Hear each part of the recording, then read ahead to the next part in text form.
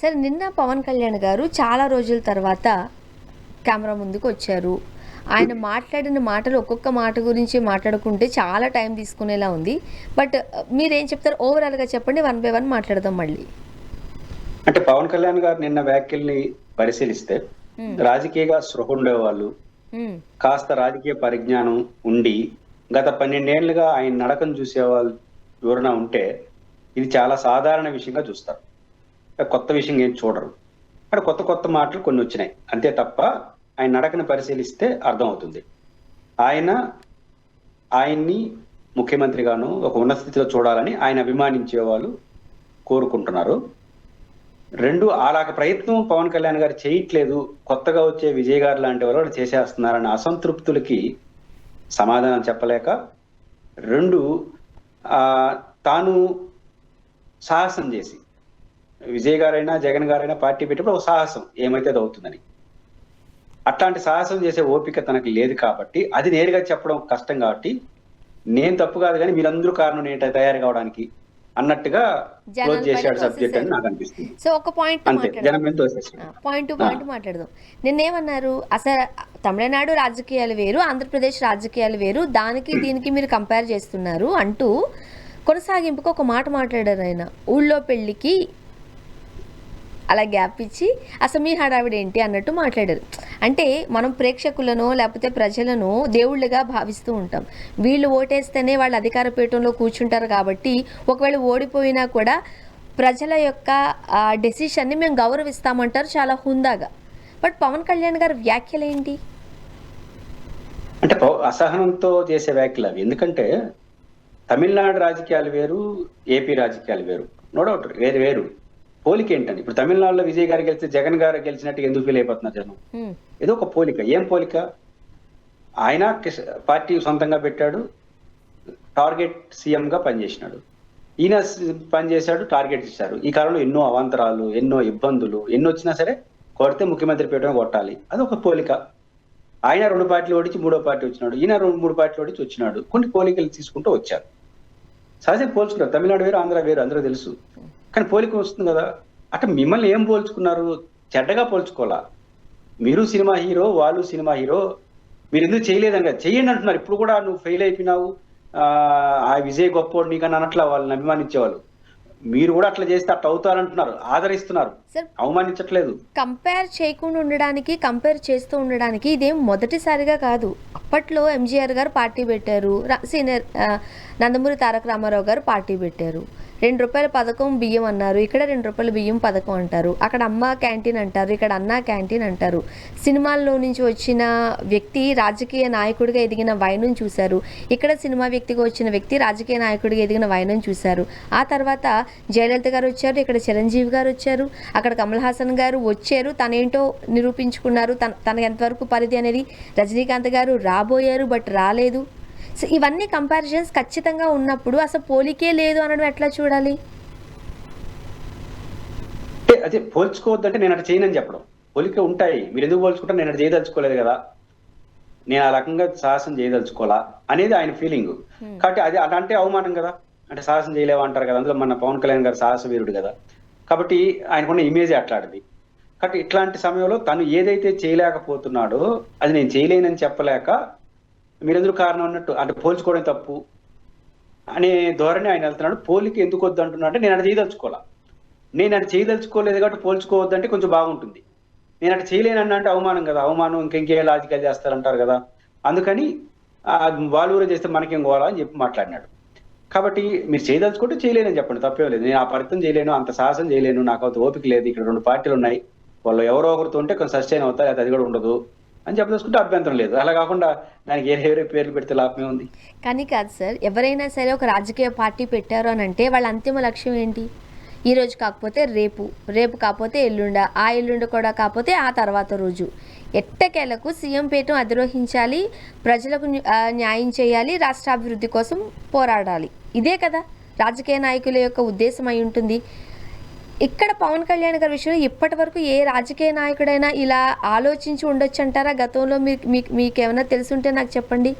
ఎప్పటికీ ఒక తోక పార్టీగా నేను ఉంటాను, అలా ఉండిపోవడానికి ఇష్టపడ్డాన్ని ఒక రాజకీయ నాయకుడిగా ప్రజలు హర్షిస్తారా? ఇంతకుముందు ఎవరైనా ఉన్నారా ఇలా ఆలోచించే నాయకులు?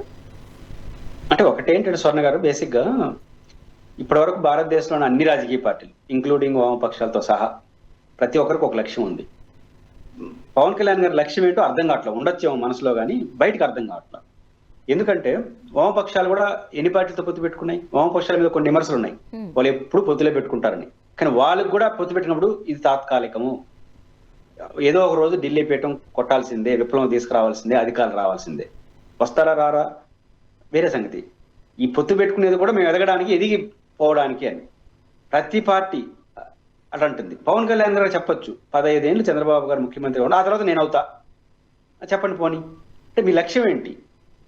ఇది చెప్పట్లేదు ఆయన. అంటే మీ 15 ఏళ్ళు చంద్రబాబు గారితో పొత్తు పెట్టుకోవడం వ్యూహం ఏంటంటే, ఇద్దరిని ఎదుర్కోలేము, ఒకరితో ఉందాము, వాళ్ళతో పొత్తు పెట్టుకుని ఎదగదాము, ఆ తర్వాత 15 ఏళ్ళ తర్వాత చంద్రబాబు గారితో నేనే అవుతా, మనకు ఒక 15 ఏళ్ళు ఓపిక పట్టండి అని చెప్పండి, లేదా 10 ఏళ్ళు మీ టైం చెప్పండి. కానీ లక్ష్యం లేకుండా పైపించి ఏమంటున్నారు? నేను పార్టీ పెట్టింది అధికారంలోకి రావడం కోసం కాదు అంటున్నారు. కాబట్టి మిమ్మల్ని అత్యంత అభిమానంతోనే ప్రజలు మిమ్మల్ని ఓడిస్తున్నారు. మీ అభిమానం, మీ మీ మీ లక్ష్యం ఏంటి? అధికారంలో రావడం కోసం కాదు, కాబట్టి ఓడిస్తున్నారు. ఇప్పుడు మిమ్మల్ని అంత ప్రేమిస్తున్నారు ప్రజలు, మీరేం కోరుకుంటున్నారంటే నేను అధికారం రాలేదని, కాబట్టి అధికారంలో ఇట్లా వాళ్ళు మొదటిసారి 2 సార్లు ఓడి చేసినారు, ఇప్పుడు 21 గెలిపించినారు. అంటే పాయింట్ ఏంటంటే మీరు ఏదో కోరినా అదే జనం ఇస్తున్నారు మీకు. అధికారం మాకు ఇష్టం లేదు, అధికారులు రావడం కోసం నేను రాజకీయాలు చేయలేదు, అందువల్ల మేము అధికారంలోకి ఇవ్వనని చెప్తున్నారు. జగన్కి ఒకసారి, చంద్రబాబుకి ఒకసారి వస్తాము అని అంటున్నారు వాళ్ళు కూడా, జనం కూడా. మళ్ళీ జనాన్ని నిందించడం ఎందుకు? మీరు చైతన్యం లేదు, మీకు తెలంగాణ ప్రజల్లాగా ఆలోచించట్లేదు అని మాట్లాడేందుకు? మీరు ఏం కోరుకుంటున్నారు? జనం అదే ఇస్తున్నారు కదా. అండ్ ఇంకొకటి కూడా అన్నారు, నేను 2019లో పోటీ చేసినప్పుడు 2 స్థానాలలో ఉన్నప్పుడు మీరు ఒక్క స్థానంలో కూడా నన్ను నెగ్గించలేదు. ప్రజలకు సంబంధించి ఆయన తోసేస్తున్నారు. కానీ యాక్చువల్గా చెప్పాలంటే మనం ఇక్కడ విజయ్ గారిని ప్రసంగంలో మనం చూసినప్పుడు ఆయన ప్రభుత్వానికి సంబంధించి ఆయన వ్యవహార శైలి ఏంటి, ఆయన ఉద్దేశం ఏంటి, అలానే ప్రతిపక్షానికి సంబంధించి కూడా ఆయన సూటిగానే క్వశ్చన్ చేస్తూ తనకు కనుక అవకాశం ఇస్తే తనేం చేయబోతున్నారు, తన ఉద్దేశం అనేది చాలా స్టాండర్డ్గా చెప్పాడు ఆయన. పవన్ కళ్యాణ్ గారి స్పీచెస్లో ఎప్పటి వరకు మీరు చూస్తే అసలు ప్రజలకు ఏం చేయాలనుకుంటున్నారు, తను ఎందుకు రాజకీయాల్లోకి వచ్చారు, ఏం చేద్దామనే ఉద్దేశంతో తన సిద్ధాంతం ఏంటి అనేది ఇప్పటివరకు క్లారిటీగా చెప్పిన ప్రసంగాన్ని మీరు చూసారా?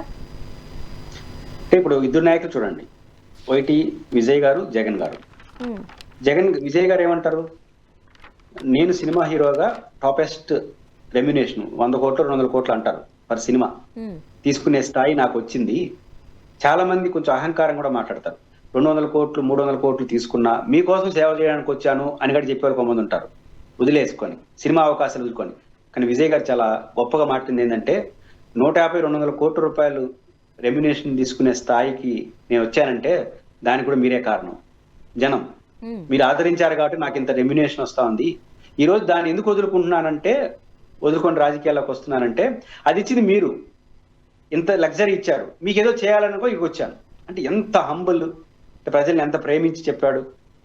2, వీరిద్దరూ రాజకీయాలు కరెక్ట్ కాదు, డిఎంకే అండ్ ఏఐడిఎంకే.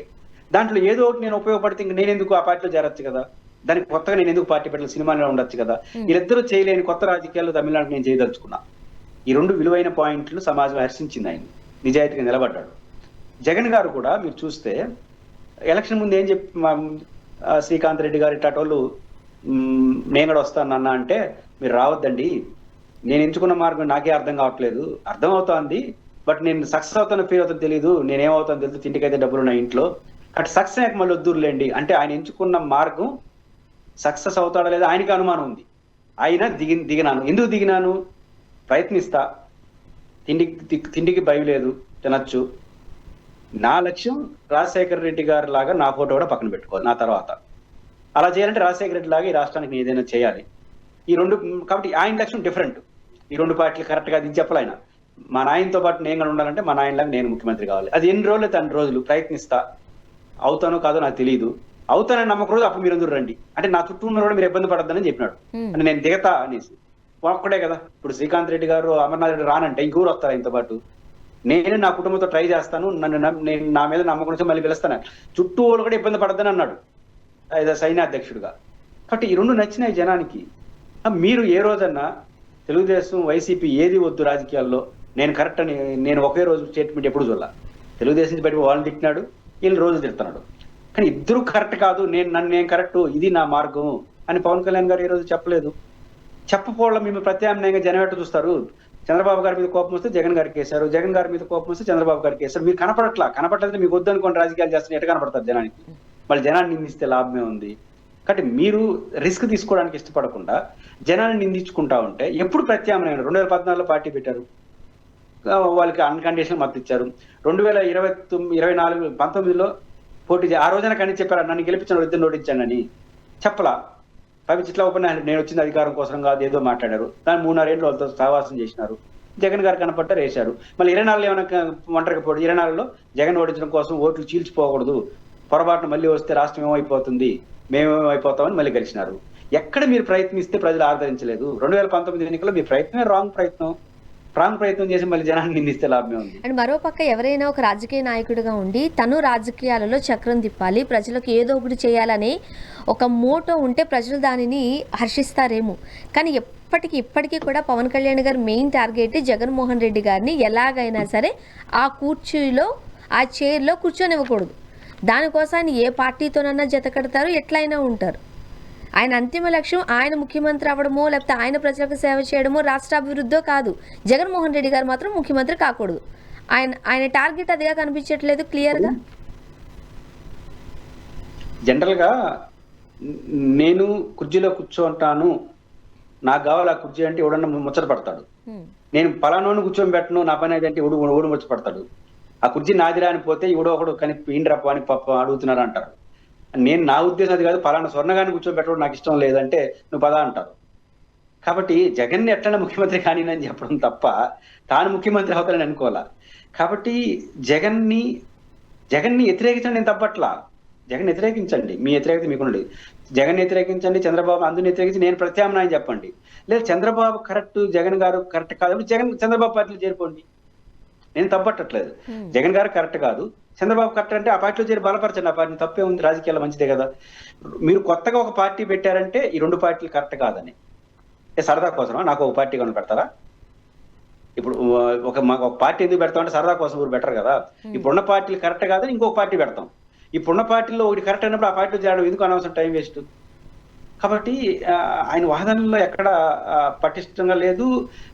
జగన్ వ్యతిరేకత మాత్రం నిజాయితీగా ఉన్నాడు. మొదటి నుంచి పార్టీ మొదటి రోజు జెండా ఆవిష్కరణ నుంచి ఈ రోజు వరకు ఆ విషయంలో మాత్రం పర్ఫెక్ట్ గా జగన్ వ్యతిరేకత. జనసేన అనే దగ్గర జగన్ వ్యతిరేక పార్టీ అని పెట్టుకోవడం మంచిది.